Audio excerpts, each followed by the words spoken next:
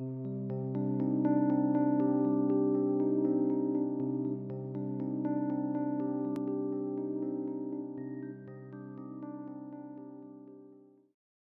need a consensus process. In the Dragon Dreaming materials there's a consensus process there that I've used a great deal. It's called the consensus trust model.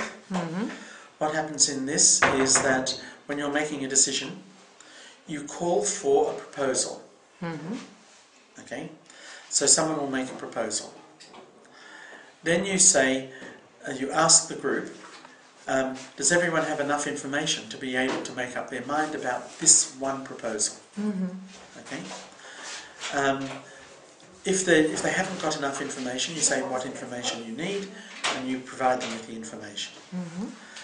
When you provide them with the information, and they've got the information on which they can make a judgment, then you ask, is there anyone who wants to veto this proposal? It's important you focus on vetoing rather than agreeing with the proposal, because there's always different states of agreeing. Okay? You ask them, who's prepared, is there anyone here who wants to veto the proposal? If there is one person, if there's no one who wants to veto the proposal, that becomes the agreement. Okay. If there's one person who vetoes the proposal, and this is part of the process that you need to explain in advance, people who veto the proposal have the responsibility of explaining to the group the reason why. Once that person explains to the group the reason why, what happens is the initial proposer and the vetoer get together. And they work together to come up with a second proposal that meets the substantive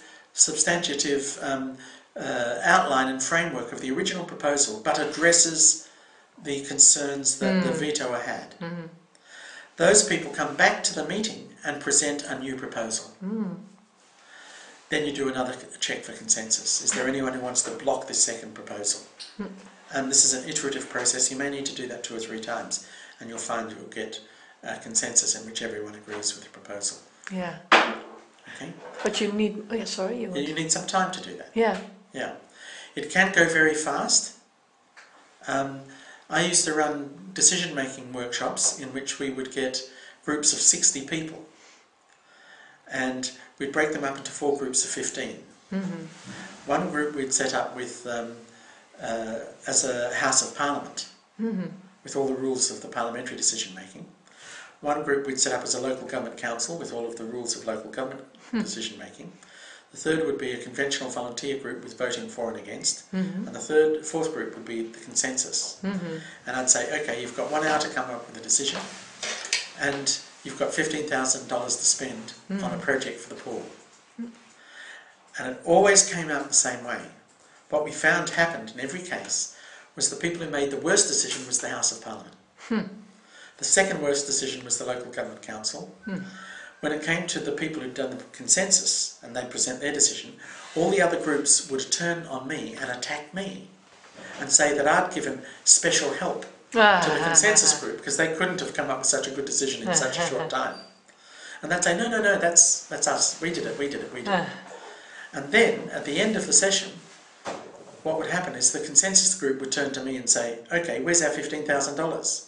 And I'd say, no, this is just an exercise. And they say, no, we want the money now, we want to do it. So it can happen incredibly fast. But it's a question of people understanding the process, being prepared to accept the process and using it. And then you can find the decision-making process happens very easily. Yeah.